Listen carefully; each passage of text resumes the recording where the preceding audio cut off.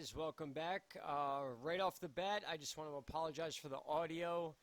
I stepped on the cord that connects to my laptop and snapped off the breakaway cord to my awesome headset that I use all the time. So I get a lot of audio comments on that one alone, so I can only imagine what I'm going to hear on this one, but it's what I got for now. But we're going to do an update. So you're looking at current temperatures right now. Even night, overnight we're in our 70s, mid-70s, 80s, very mild out there. Also a lot of storms out there. Just before I started this audio, southern PA, we are about to get slammed with a big storm. I can show you that right now. We are at the first frame. If we move to number 200, that is current. This is where I am right here. This thing is just over top of us now. And I'm going to match this up with a lightning chart. We had a lot of severe weather, especially parts of Arkansas and Missouri. They had some pretty serious weather today. That was hours ago, actually, but still worth reporting. And then, as you can see, a lot of this is getting pulled up to the northeast, which is now experiencing it. The Gulf is pushing up moisture to the northeast, as it has been because of our jet stream. That has not stopped. Let's see here. We have a few things to cover. A little bit of a different chart here to show you some of these storms that are making it across that warm water belt we talk about during this 3 to 4 week period of peak hurricane season. Ernesto is making its way towards Ireland and the UK. We had that 10 to 20% chance of a cyclone formation down in this area. I believe that has been knocked down to zero due to shear winds. This has nothing to do with the Sahara sand, only because the sand has actually calmed down. The sand is closer to the west coast of Africa at the moment. You can see here on this chart are areas to watch. Severe weather northeast, that is the east side of Pennsylvania, all the way down to that most eastern tip of West Virginia, and then we have Virginia itself getting part of that as well. We could transfer to tornado. We see our only option for tornadoes is in the upstate area. That's a pretty low number. Chances are won't see any of that, but the wind and hail, different story. There's going to be a lot of wind, and there was a lot of hail associated with these storms that were down in Arkansas and Missouri today. So U.S. weather is still dealing with just a lot of moisture and a lot of muggy heat. I know because I've been working in it every day, and of course my days off come when it pours and rains all day. So, hey, what are you going to do? But you can see here, these are all live lightning strikes going on as we speak all over the country, matching up perfectly with our radar chart here. Like I said, you can always go back and forth and match these up and get a better idea of how this stuff works along the jet stream. Hurricane Lane, I believe. Well, we still have Ernesto making its way to Ireland, like I said. Then as we scroll down, we have Hurricane Lane. Now, the reason that Hurricane Lane is becoming so significant is because it's expected to hit Category 4 status. This will be our second hurricane that leaves the South Pacific near the Caribbean and moves right towards Hawaii as a Category 4 storm. I doubt it will be Category 4 once it gets to Hawaii. It looks to dip right underneath it, just like our last storm did. Things do change, though, in the weather world. So you can see here, they are predicting it to be Category 4 by tomorrow evening, 140 miles an hour. Very significant. Cat 3 by Sunday evening. Monday down to a Cat 2, 110 miles per hour, Cat 1, 90 miles an hour, and then dropping more and more as it passes underneath the big island of Hawaii. Now again, we do have a few days in between here and now, a little shift in that, and we could be dealing with a whole nother situation, but just trying to play catch up. I know I've been missing a few days. I hate it. Trust me guys, all I want to do is be on this channel and make videos for you guys, so I apologize for that. And again, I apologize for the audio. I will have my mic fixed in the next day or two, and things will go back to normal. Daily videos, morning videos, afternoon videos, and that is my word. Let's move on to our tropical index. Now, we showed this chart because anytime we get a collection of storms, they can easily become cyclones in these areas. And the reason that I'm talking about this more and more is because this is the extent of the sand that has been stopping these storms recently, all the way to the Leeward Islands and up into Texas. We had the Sahara sand in the U.S. last week, so we could see here that there is some coming out into the ocean, but it's not as drastic as it used to be, which is why we were able to get that invest that was down in this area. But like I said, it has been dropped down to a zero. Chances are that will not form, but you can see those storms rolling in from the west coast of Africa, and it's just a matter of time before some of those connect, and we are dealing with significant Atlantic hurricanes. So we are right at that peak 4 weeks where we really need to be on our toes about this and keep a close eye.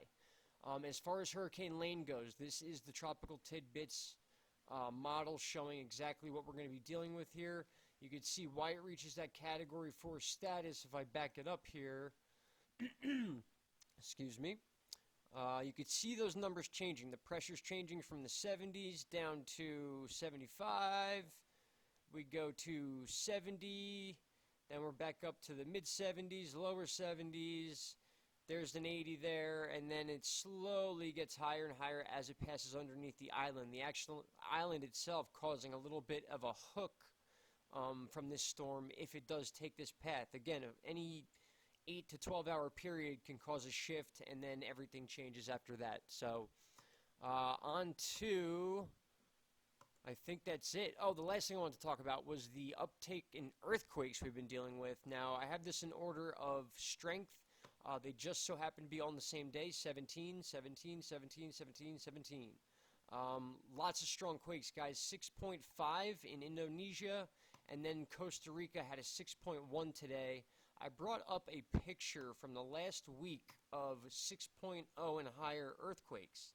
Notice the pattern here. I know we have a ring of fire in the Pacific Ocean, a lot of volcanoes going off, but look at the kind of path that it's following with the 6.0 earthquakes. Now, we haven't had any 7s yet. Actually, we have. They've been dropped down to 6s for whatever reason. Your guess is as good as mine. But we all remember this is being called one of the biggest earthquakes in history in northern Alaska. And then we had a 6.6, 6.3, 6.5, 6.1, 6.1. So very significant situation going on in the Ring of Fire. A lot of action, volcanoes and earthquakes together. Not a good mix. Just got to see what happens. It's an active year. We've all known that. We've been looking at it. And let's see here. I think this is just a short video of me documenting these two major earthquakes that were in the north part of Alaska. Yes, it is, with the tsunami warning. So we did talk about this video. And then we did talk about this 6.1 earthquake down way, way south of South America here. So back to our charts. Let's just see if we missed anything. I don't think we have. So right now our main concerns, Hurricane Lane, projected to be Category 4, expected to die down again before it gets anywhere near the Big Island. We got our sensors here. Usually these hurricanes will not set off sensors unless there's a major earthquake in the area. And then obviously our main attraction on Tropical Tidbits is Hurricane Lane. We got gusts of 110 knots, so that's pretty significant too. 1,011 millibars in pressure, which is kind of low for the speed of this storm. So you can give some give and take when it comes to pressure compared to wind gusts and sustained winds. So that is something you want to keep in mind. So that's Hurricane Lane for you. And then last but not least, I just want to give you a quick look at our mimic chart, showing that there is plenty of moisture coming off the west coast of Africa. Some of that sand that we saw right around in this area could be stopping some of that, but we can also see a lot of dense moisture coming from underneath that sand. That's what we want to worry about, because if you look at this chart that I brought up, if I can find it, I got tabs all over the place today. Here we go. These all here are all making it across. So this right here could certainly become an invest again. If this thing gets into that tropical index that we looked at, sorry about the skipping around, this red here, this is what I'm talking about. If that storm, which is right about here, gets into this area and starts to collect again, we're talking about a whole new invest and a fast-growing invest, rapidly intensifying, and we can compare that to the storms that are coming off the Pacific, Hurricane Lane. That thing started and is moving in a bright red area. It is forming quickly. It is gaining strength and dropping pressure quickly. So these red areas are what you want to look out for when you start seeing storms approach them, if they make it that far. We could start seeing that light orange here, and then the yellows and the greens. That is less favorable areas, obviously, compared to the chart. Highly unfavorable is green. So that is why we are seeing some of these invests die out right around this area. But if you can remember what we just saw, one of those storms is right around this area. So if it can make it up into this red, we could be looking at a cyclone and then full-blown hurricane. So like I said, the next 3 to 4 weeks are going to be very, very crucial in our hurricane season for the Atlantic Ocean. Obviously, the Pacific Ocean has not calmed down one bit, as we have had our second hurricane on its way towards Hawaii, as we have active volcanoes going off and 6.0 earthquakes going off all over the Ring of Fire. The hurricane channel is also focusing on this Hurricane Lane. As of 2 p.m. today, 110 mile per hour winds. They registered at 973 megabars of pressure, moving west at 16 miles per hour. Fairly quick storm. You know, after you move past that 12 mile an hour speed, that is fairly quick. So it is moving. It's rapidly intensifying. We got a deep purple in there. It doesn't look like any dry air is being pulled in. Maybe this little area here could affect it and start pulling some dry air in there to weaken it.